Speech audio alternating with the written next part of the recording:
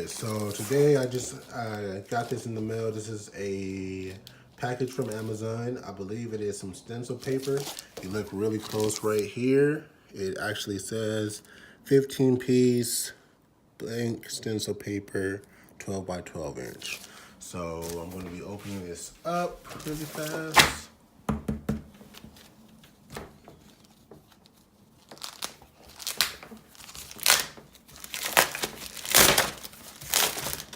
All right, so it looks like it is pretty high gloss. It's not like a traditional stencil paper. It's actually pretty shiny. But I think it will still work. I'm going to be cutting a couple stencils, and I will let you guys know how it works out. All right. So you guys have a great day, and thank you for watching.